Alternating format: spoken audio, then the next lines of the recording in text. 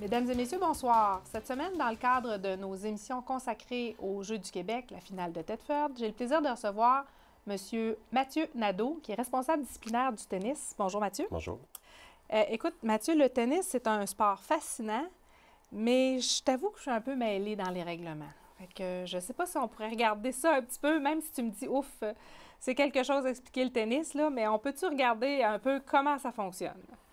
Bien, c'est sûr qu'au niveau des règlements, c'est un sport qui est assez complexe au niveau du comptage des points et tout. Oui, le comptage des points. Oui, c'est ça. Mais on va commencer, si on veut, par la base. Là. C'est deux adversaires qui s'affrontent. Donc, c'est le service à tour de rôle. Et de la manière que ça fonctionne, pour gagner un match, il faut gagner 2 sets. Donc, c'est des 2 de 3. Donc, alors, OK, attends un peu. Pour gagner un match, oui. Tu as 3 sets. Pas nécessairement, dans le fond. Il faut que tu gagnes 2 sets. OK. Donc, c'est un 2 de 3. Si chacun gagne un set, il faut qu'il y ait un troisième set ultime, si on veut. Oui, puis si c'est 2-2, on va au cinquième, j'imagine. Ouais, non, c'est des 2 de 3. Oui, Seigneur. Je te l'ai dit que je trouvais ça meilleur, le tennis. Bon. C'est des 2 de 3, c'est ça. Donc, après ça, un set, ça se compose de 6 parties. Donc, c'est le premier joueur qui remporte 6 parties, toujours avec un écart de 2 points. Donc, si c'est 6-3, 6-4, c'est correct. Donc, si tu arrives à 5-4, il faut vraiment qu'il y ait un écart de 2 points. Là, donc, ça se divise comme en sections. Hein? C'est comme, Ben, tu as la grande partie, puis ensuite de ça, tu as 3 sets. Puis dans chacun de ces sets-là, il y a comme il y a des parties, des petites parties ou des points exact. À marquer. Mm. Et là, il faut avoir un écart de 2 points. Bon, donc, si tu arrives à 5-5, exemple, ben, Oui. le 6-5, ça ne marche pas. Il faut que ça soit 7-5 7-5. ou 6-6. À 6-6, il y a un bris d'égalité qui est disputé. C'est une petite partie de 7 points qui va déterminer le gagnant du set, si on veut. D'accord. Bien, au niveau des parties, ben, dans le fond, comme je te disais, c'est le service à tour de rôle. Mais Oui. dans la partie, c'est les nombres de 15, dans le fond. C'est les... C'est 15, 30, ouais. 40. Exact, c'est les facteurs de 15. Mais dans le fond, mais le 40, c'est pas c'est un facteur 45, sauf que dans le temps, le 45 a tombé pour le 40. Ils ne savent pas vraiment pourquoi. Ah, là, bon. C'est la lâcheté humaine qui a fait ça, sûrement, mais c'est vraiment, dans le fond, des facteurs de 15. Donc, si je te donne un exemple, mettons, moi, je joue contre un adversaire que je domine. Donc, Oui. chaque échange donne 15 points, si on veut. C'est que si je gagne chacune de ces échanges-là, ça fait 15-0, 30-0, 40-0, puis l'autre point donne la partie. Donc, 1-0 pour moi, le service vers l'adversaire. Fait que Et dans à le tour fond, de là, rôle. au lieu de dire 1, 2, 3 gagnés, on fait 15, 30, 40 Exact. gagnés. Fait que Là. si je gagne le premier échange, c'est 15-0. Si l'adversaire gagne le deuxième, ça devient 15-15. Si ça monte comme ça jusqu'à 40-40, ben là, C'est ça là qu'on devient... dit house? Non. Non, OK. Dans le fond, là, ça devient un avantage. Ah bon? Il y a juste un avantage de plus. Après ça, il y a un autre point qui se joue. Ça devient l'avantage. Après ça, ça devient le point ou ça revient à 40-40. C'est vraiment... quoi l'as? Ah, c'est L'as, c'est là. au service. C'est quand tu fais un service puis que l'adversaire, il touche pas. C'est seulement ça, Bon, fait l'as. que tu fais un service, puis l'autre ne pogne pas à balle, c'est un as. Exact. Mais ça donne quoi? Ça donne 15-0. Ça donne un, OK, ça donne un point. Exact. Mais c'est juste que Le but, au c'est de service... gagner l'échange à chaque fois que tu fais un service. Ouais, c'est juste au service. C'est juste au service. Fait que si au service, tu marques un 15 points, entre guillemets, là, ou ça peut être un 30 points, bien, c'est un as. Exact. Dans le fond, tu fais un as seulement juste quand l'adversaire ne touche pas à la balle. Là. Si tu serres et il retourne la balle, là, c'est pas un as. C'est pas un as, mais non, c'est ça. Puis c'est pas parce que c'est pas les as, c'est pas juste les joueurs de top niveau, là. C'est un jeu. Non, n'importe qui, exactement. Écoute, non, mais c'est complexe, le tennis. Ben, c'est sûr que le système de pointage, c'est... Quand tu joues, ça devient assez facile, mais il reste que l'expliquer comme ça, c'est oui, assez je le complexe. sais bien, ça nous prendrait des tableaux. Alors, on recommence. Donc, je joue au tennis, je te lance, je te fais un service, tu me renvoies la balle, je te renvoie la balle, tu ne l'attrapes pas, je viens de compter 15 points. Exact. Alors là, c'est à toi le service. Non, c'est toujours à toi le service. C'est toujours à moi le jusqu'à temps service. que la partie soit terminée, le service change de côté. Donc, mettons un exemple, la partie est terminée, c'est 1-0 pour toi, Oui, c'est à moi ben le là, service. c'est à toi le service. Exact. OK. Après Fait que ça là, recommence. Je te fais un service, tu rates la balle, 15-0 pour moi. mais et si celui-là- moi, mettons que je te lance la balle, j'ai le service, je te lance la balle tu me la relances, puis je la manque, qu'est-ce qui arrive? Le point est à moi. Le point est à toi. Exact. Fait que là, c'est toi qui as Ça le veut pas dire service. que quand tu es au service que tu vas gagner ta partie. Là, tu comprends-tu? Ça peut finir 6-0, un set, en voulant dire à toutes les fois que tu es au service, tu perds ta partie, puis moi, je la gagne au mien. Puis, exact. C'est pour te dire que je trouve ça intéressant à TV, le tennis, mais il m'en manque des morceaux pareils. Là. C'est juste de... La minute que tu l'écoutes un peu, tu comprends. Puis là, quand on fait un service, c'est sûr qu'il faut toujours y aller en croisé. Puis les balles, des fois, elles tombent sur les lignes. C'est bon. quoi? Si elle tombe sur la ligne, si c'est bon. Si elle touche le moindrement à la ligne, c'est bon. Puis si elle est à l'extérieur... C'est out, donc le point va à l'adversaire. Le point va à l'adversaire. Je m'attends pas à ce qu'au Jeu du Québec, cet été, vous ayez des caméras comme quand on va, quand on voit dans les tournois. Pour les finales. Ah, des caméras qui vont vraiment... Non, pas pour les lignes, là, je pensais pour les matchs. Non, c'est ça, mais tu sais, dans des tournois majeurs, il y a même les caméras qui voient... Est-ce que l'arbitre a le droit d'accéder à ces... Parce que, tu sais, des fois, au hockey, là, ils nous montrent des reprises, mais les arbitres, ils n'ont pas le droit là, de voir les reprises. Là. Mais au tennis, là, si on voit l'image de la balle qui est out ou sur la ligne, est-ce que l'arbitre a le droit de voir ces images-là? Oui, là, habituellement, c'est les joueurs qui commandent ça, mais dans le fond, il n'y aura pas ça au Jeu du Québec. Non, on n'aura pas ça au Jeu du Québec. De toute façon, c'est les jeunes qui s'arbitrent eux autres mêmes. Il y a souvent un arbitre sur le site de compétition, donc si ça s'ostine ou s'il y a l'arbitre qui va intervenir. Oui, l'arbitre va aller, si on veut regarder le match pour être sûr qu'il n'y ait pas de... Puis là, tu me dis que les jeunes vont s'arbitrer eux-mêmes. Dans toutes les compétitions amateurs, c'est pas mal ça. C'est pas mal comme ça que ça marche. Fait que tu as un arbitre qui est là, mais qui s'assure juste du bon fonctionnement de la partie, puis les jeunes vont marquer leurs points eux-mêmes. Ben, ils s'arbitrent eux autres mêmes. Ils jugent les balles eux autres mêmes. Puis si c'est ça, s'il y a de la chicane, ben, l'arbitre s'approche du filet, puis là, lui, il colle les balles s'il y a de quoi. Ah oui? Mm-hmm. Fait que c'est un sport de gentleman, là, Oui, exact. Là, c'est ça. Il y a pas, je vous dirais qu'il n'y a pas beaucoup de tricherie là-dedans. Là. Les jeunes se respectent, puis...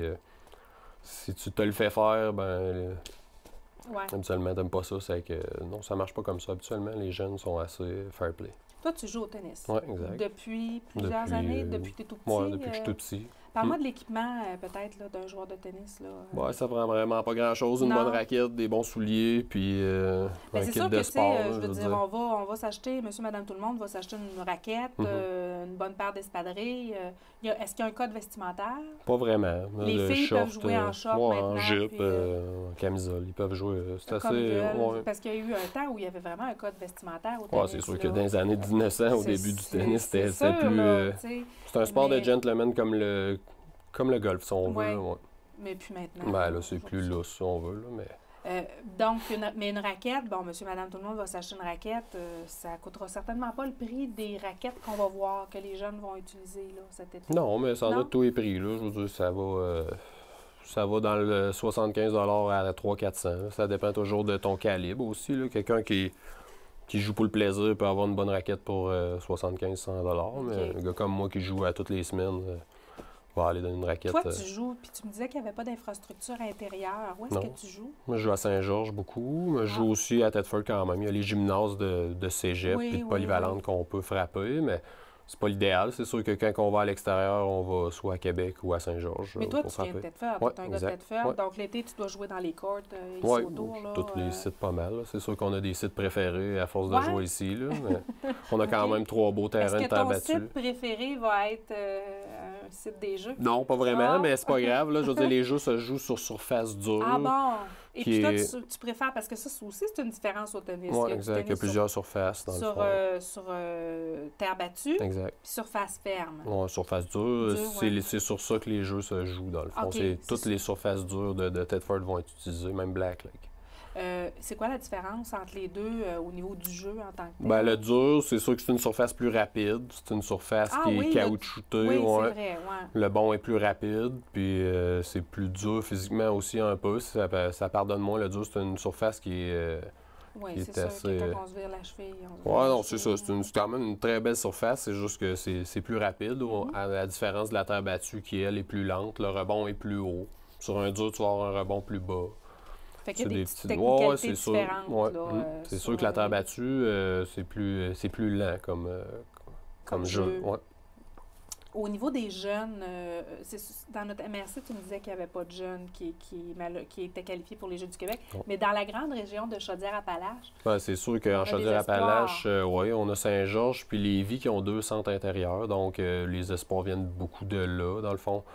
C'est ça, la plupart des filles ou des gars qui vont jouer dans notre délégation de Chaudière-Appalaches viennent de Lévis et de Saint-Georges. Ah, bon. Non. Puis, est-ce qu'il va... Bon, il va y avoir du tennis féminin, du tennis masculin. Est-ce qu'il va y avoir du double aussi? Oui, il y a du double. Dans le fond, il y a un match de double masculin et un match de double féminin par rencontre. Ah bon? Oui. Puis là, ces compétitions-là vont avoir lieu à quel moment? Nous autres, c'est dans le deuxième bloc, du 1er au 4 août, là, dans le deuxième. OK, c'est 4 jours de tennis. Exact, oui. Et les infrastructures sont à quel endroit? Dans le fond, on a 5 différents sites qui vont être rénovés au complet. C'est Black Lake, Sainte-Marthe, Saint-Maurice, Saint-Noël puis Saint-Alphonse. Un peu ça le défi aussi d'avoir 5 sites. Là. Si on regarde les derniers Jeux de Montréal, il y avait seulement un site extérieur. Ça fait que c'était beaucoup plus simple de gérer la compétition. Oui, en effet. Donc là, on va avoir 5 sites différents. Donc, les gens vont se promener, là? Exact, les délégations devront se promener entre les sites. C'est sûr qu'il y en a beaucoup qui jouent, mettons, en avant-midi puis qui rejouent juste le lendemain après. Donc, c'est moins pire au niveau du transport. Les finales vont avoir lieu à quel... À Saint-Maurice. Le site, si on veut des finales prédilection, c'est beaucoup Saint-Maurice. Au Parc Saint-Maurice. Oui, exact. Donc, au niveau des bénévoles, ça va bien? Oui, au niveau des bénévoles, là, c'est une quinzaine de bénévoles par jour, donc environ 3 bénévoles par site. Puis, mon équipe est-ce qu'on a nos petits amis qui courent les balles? Non, pas du tout. Hein? Non. Non, on n'a pas de coureur de balles, rien non, de ça. donc tu as un arbitre puis un juge de ligne, quoi? Oui, il y a un arbitre de Tennis Québec qui est là par site, puis il y a souvent un gars de la fédération aussi qui se promène sur les sites pour voir au bon fonctionnement de tout le tournoi. Les bénévoles, eux, vont faire quoi exactement? Ben, dans le fond, à chaque site, il y a une table de contrôle qui, dans le fond, là, les jeunes se présentent pour savoir à quelle heure est mon match, mes balles. Donc, 2 personnes par table de contrôle, plus un annonceur qui va aussi s'occuper du terrain, là, aller tourner les points s'il y a quoi que ce soit de débris sur le terrain. Donc, c'est pas trop demandant, là? Non, c'est vraiment quand même du bénévolat assez simple. C'est juste que idéalement, pour ceux qui sont à la table de contrôle, c'est de connaître le tennis un petit peu, là, savoir le pointage, marquer les pointages, tout ça. En terminant, Mathieu, j'aimerais savoir comment ça se fait que tu t'es ramassé là, toi, comme responsable disciplinaire du tennis? Ben moi, ça fait 3-4 ans que je m'implique dans le tennis un peu à Thetford. Moi puis un associé, on a créé un tournoi ici d'envergure quand même depuis 2 ans, qui regroupe vraiment si on veut, le récréatif et aussi des joueurs importants classés au Québec, à Tennis Québec. Donc, c'est ça. Donc, je m'implique un peu là-dedans. On a créé un organisme à but non lucratif qui est le club de tennis de Thetford aussi, qui permet aux gens de jouer dans des ligues, organiser des événements comme le tournoi, comme la tournée Sport Expert. Des trucs comme ça qui fait que... Tu étais la personne toute désignée. Oui, ben, c'est ça. Je m'implique un petit peu là-dedans. Donc, j'ai été approché par l'équipe des Jeux pour m'occuper de ce beau tournoi-là. Bien, on va te souhaiter un très beau tournoi. Merci. Merci beaucoup d'avoir été parmi nous. Un plaisir. Et là-dessus, mesdames et messieurs, je vous invite à être parmi nous la semaine prochaine pour une autre émission consacrée aux Jeux du Québec.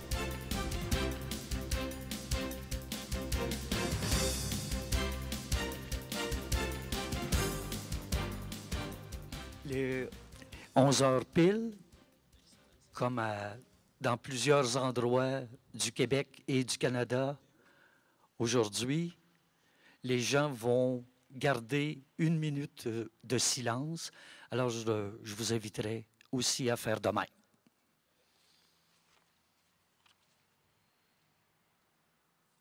Au nom du Comité d'appui aux travailleurs et travailleuses accidentés de la région des Appalaches, j'aimerais vous souhaiter la bienvenue et vous remercier de vous être déplacés en si grand nombre pour cette journée internationale de commémoration des travailleuses et travailleurs morts ou blessés au travail.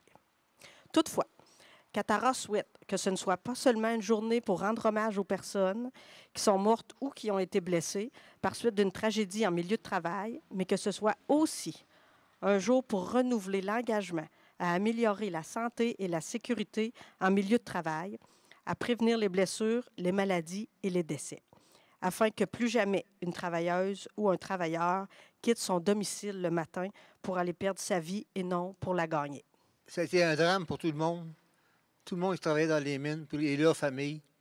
Je me rappelle, il y avait des gens qui défilaient dans mon bureau parce que j'étais président du syndicat des travailleurs de lac d'Amiante. Il y avait des gens qui défilaient dans mon bureau puis ça pleurait comme des enfants. Il y en a d'autres qui croyaient dur comme fer que ça repartirait. Mais c'était clairement visible que c'était terminé.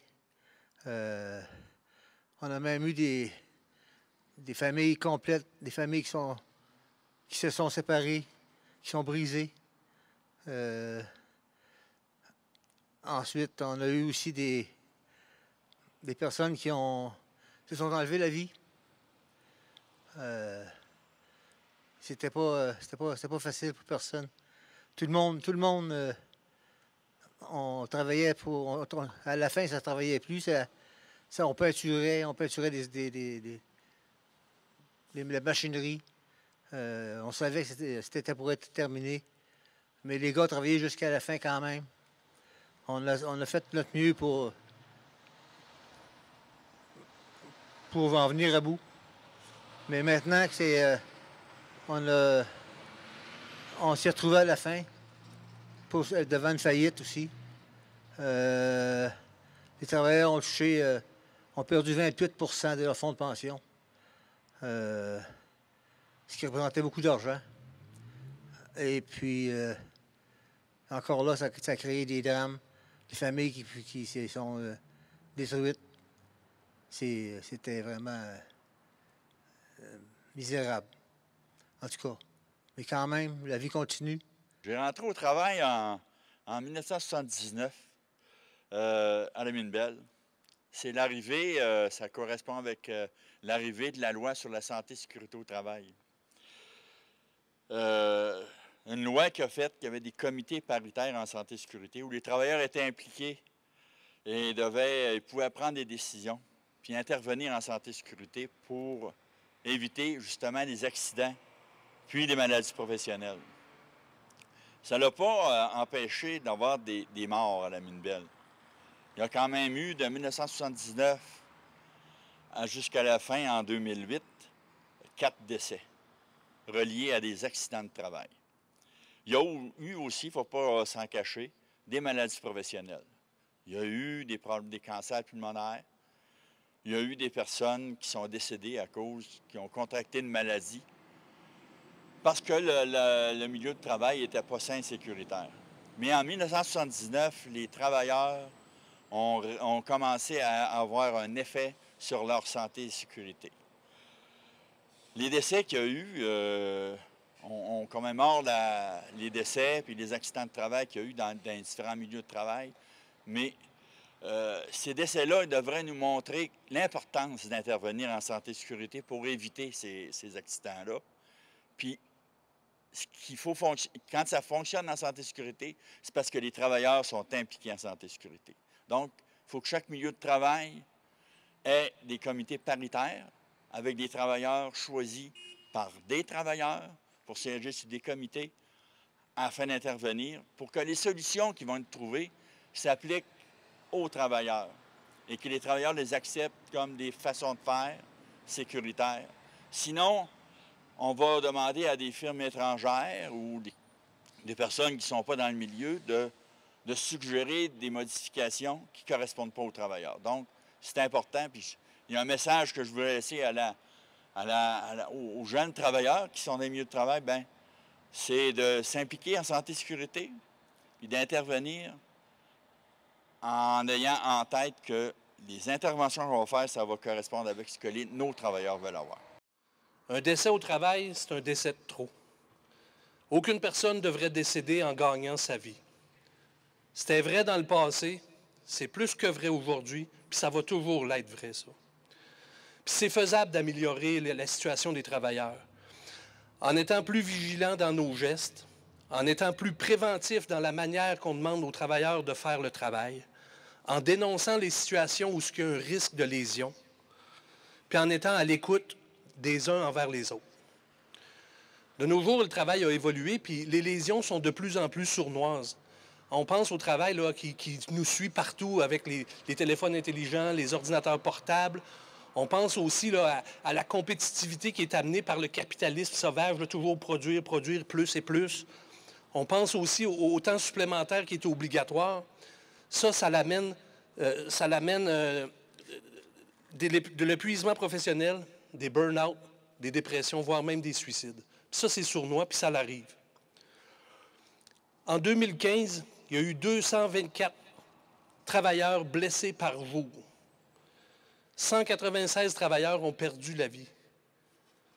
67 par accident et 127 par maladie professionnelle. C'est des chiffres effarants.